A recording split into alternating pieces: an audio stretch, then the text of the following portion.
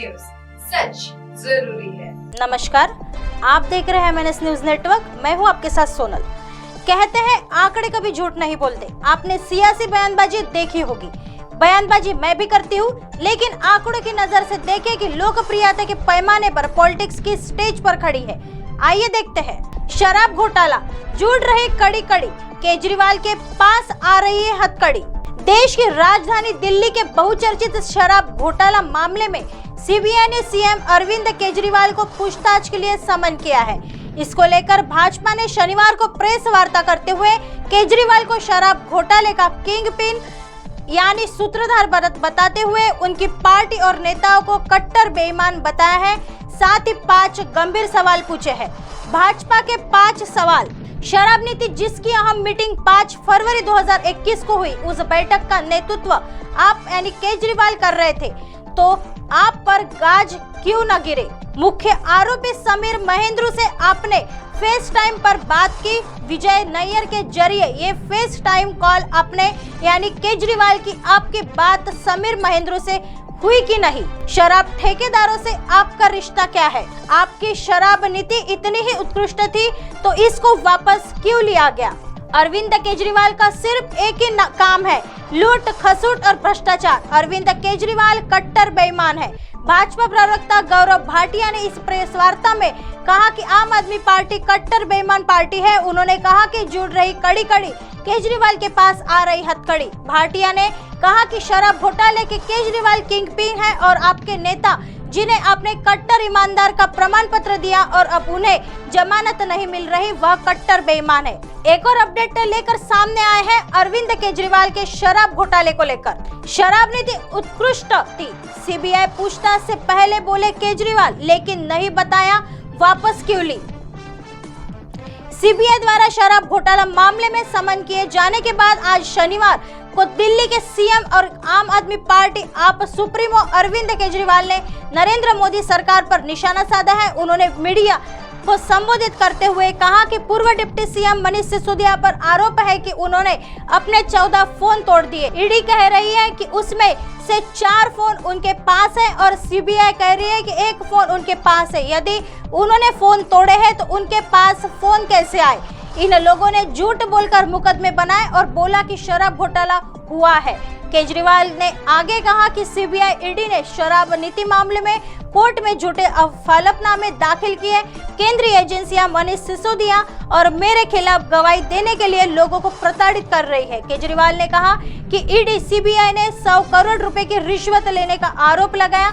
उन्होंने 400 से ज्यादा छापे मारे, लेकिन यह राशि नहीं मिली। केजरीवाल ने आगे कहा कि दिल्ली शराब नीति उत्कृष्ट थी, यह भ्रष्टाचार खत्म कर देती।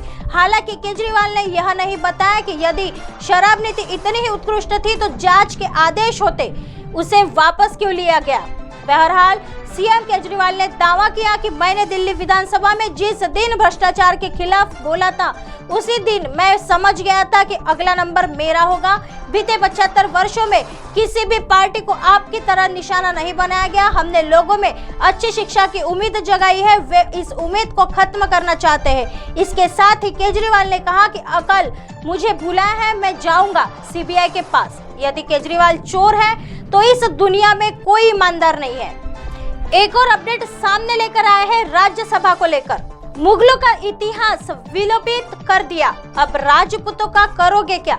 राज्यसभा सांसद ने कसा तंज। मध्य प्रदेश के ग्वालियर पहुंचे राज्यसभा सांसद एवं पूर्व महाधिवक्ता विवेक तनखा ने एनसीईआरटी की राजनीतिक विज्ञान 11वीं कक्षा की पुस्तकों से देश के पहले शिक्षा मंत्री मौलाना अब्दुल कलाम आजाद के नाम का उल्लेख हटाने के मुद्दे पर तंज कसते हुए कहा कि मुगलों के इतिहास को 100 वर्ष पश्चात विलोपित कर दिया गया, अब राजपूतों को विलोपित करोगे क्या?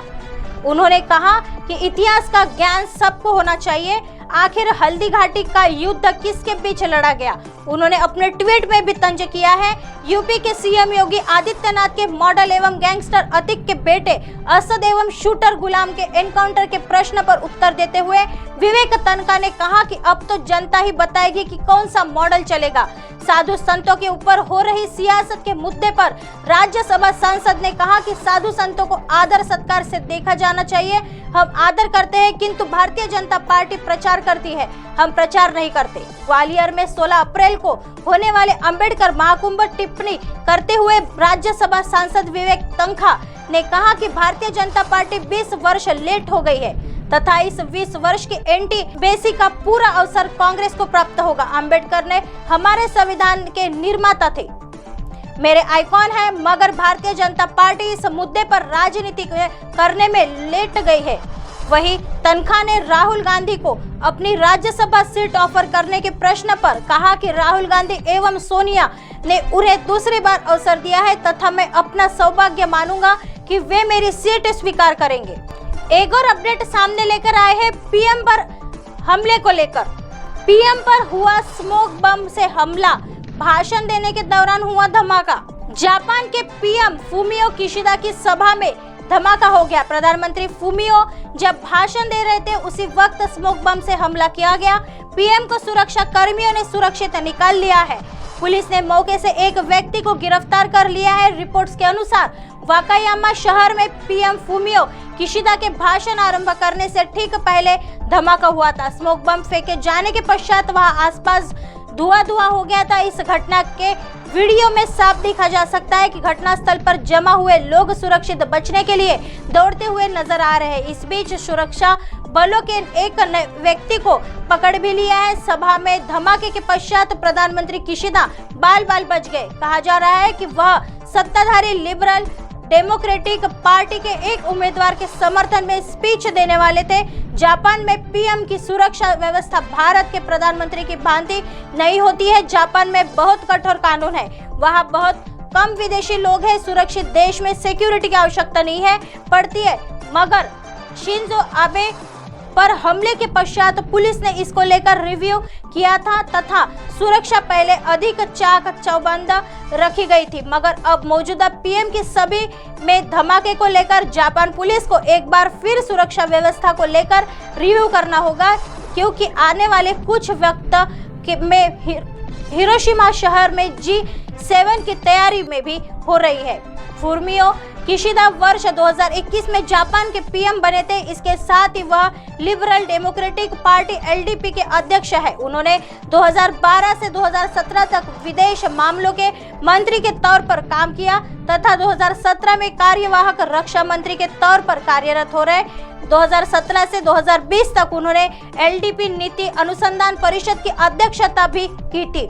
हाल ही में किशिदा भारत आए थे, जहां उनका जोरदार स्वागत किया गया था। जापान में यह दूसरी बार है जब किसी बड़े राजनेता की सुरक्षा में सेंध लगी हो। राजनीति का सिलसिला थमने वालों में से नहीं है। ऐसी ही राजनीति को लेकर और भी अपडेट सामने लेकर आएंगे। तब तक के लिए बने रहिए MNS न्यूज के साथ। नमस्कार।